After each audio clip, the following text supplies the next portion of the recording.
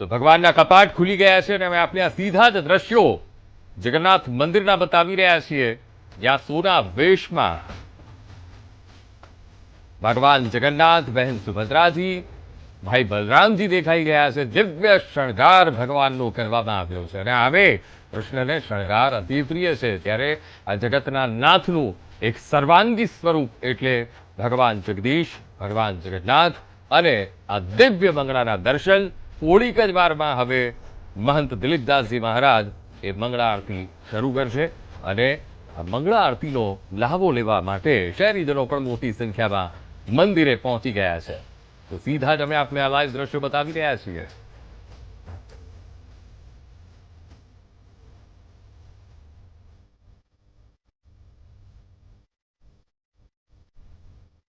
શ્રી અમિતભાઈ શાહ હાથમાં આરતીની થાળી લઈ અને ભગવાન જગદીશ સમક્ષ ઉપસ્થિત થયા છે. હે પ્રભુ, અમારા રાષ્ટ્રને સુજલામ સુફલામ મલયજ શીતલામ બનાવો, આવો જ ભાવ હૃદયમાં રાખી અને ભગવાન જગદીશની અત્યારે આરતી થઈ રહી છે. આપ જોઈ રહ્યા છો, દર વર્ષે મંગલા આરતી વખતે અમિતભાઈ ઉપસ્થિત થાય છે અને મૌખિક રીતે આરતીના મંત્રોનું ઉચ્ચારણ પણ કરે છે. ભગવાનને ચામર એ ઢાળવામાં આવે છે. આરતીના સમયે મંત્રોનો ઉચ્ચારણ થઈ રહ્યો છે અને માંગલિક વાદ્યોનો નાદ થઈ રહ્યો છે.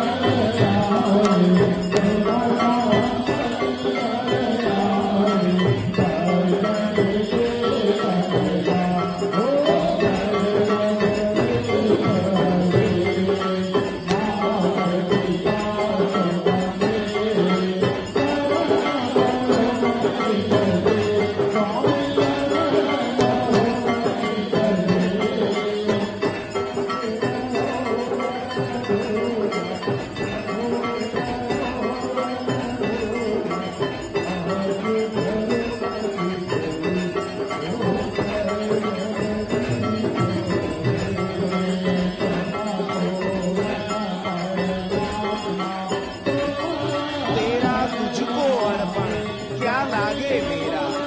હે જગદીશ, આપણે જે કંઈ પણ આપ્યું છે એ બધું જ અમે તમને અર્પણ કરી રહ્યા છીએ. અમારી પાસે માત્ર અમારું આ મસ્તક છે, આપણા ચરણમાં નમાવવાને માટે થઈને આ બધું જ આપને અર્પણ કર્યું. આપ જોઈ રહ્યા છો આ વિરાટના સ્વરૂપને ભક્તજનો વામન એવા પોતાના મોબાઈલના કચકડામાં કેદ કરવા માટે લાલાયિત થયા છે. ભક્તજનો પણ ઈચ્છે છે કે આ વિરાટના દર્શન અમે અમારા ઘરે જઈ પરિવારજનોને કરાવીએ. ભગવાનની આ મંગલા આરતી થઈ રહી છે. મંગલા આરતીનો અર્થ થાય પાપને ઓગાળનારી. મંગલ શબ્દનો અર્થ જ થાય છે મમ એટલે પાપ અને ગલ એટલે ઓગાળી નાખે. પાપને ઓગાળી નાખે એ મંગલા આરતી. અને માટે જ વૈષ્ણવ પરંપરામાં મંગળા આરતી અને મંગળા આરતીના દર્શનનો અનેરો મહિમા છે. આપ જોઈ રહ્યા છો ભગવાનની આ મંગળા આરતી. વૈદિક પરંપરાથી ચામર ઓઢાડી રહ્યા છે અને દીપ નિરાજન, કર્પૂર નિરાજન પણ ભગવાનને થઈ રહ્યા છે. જય જગન્નાથ.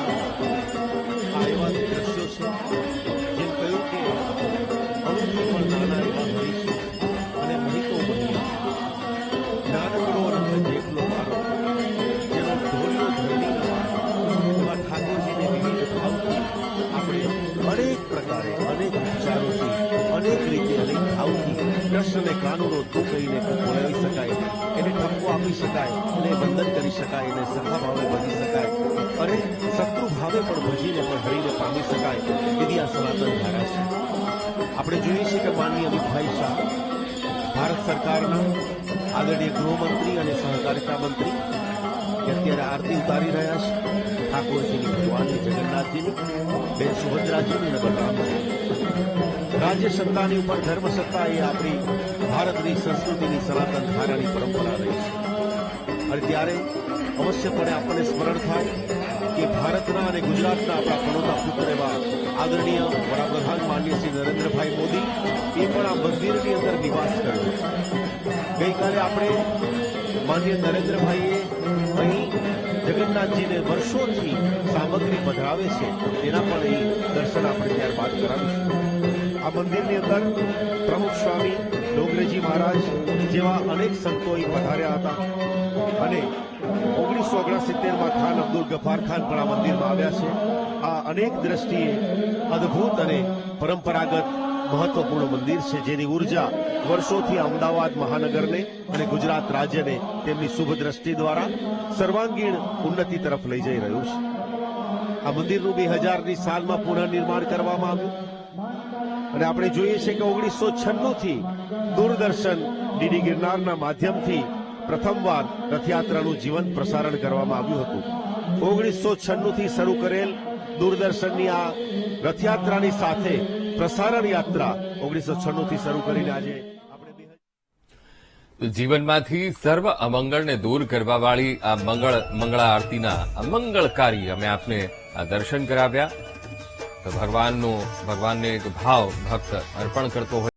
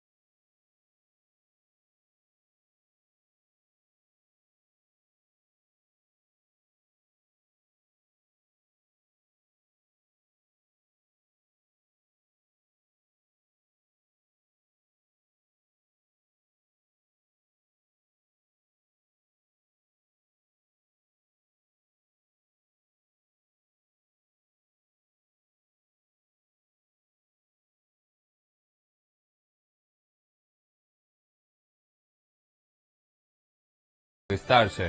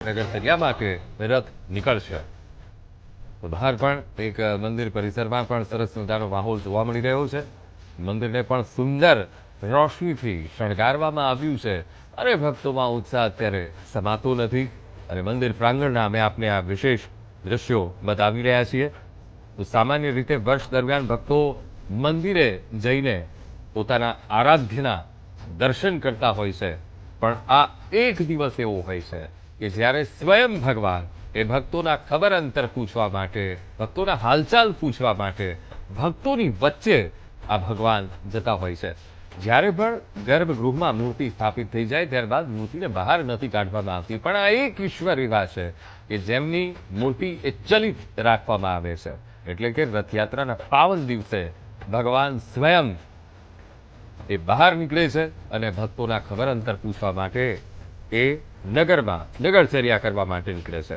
રથયાત્રાનું આ પાવનકારી દિવસ જ્યારે સ્વયં ભગવાન ભક્તોને દર્શન આપવા માટે પહોંચે છે અને લગભગ 250 વર્ષ પહેલા ગુજરાતમાં પહેલી રથયાત્રા કાઢવામાં આવી હતી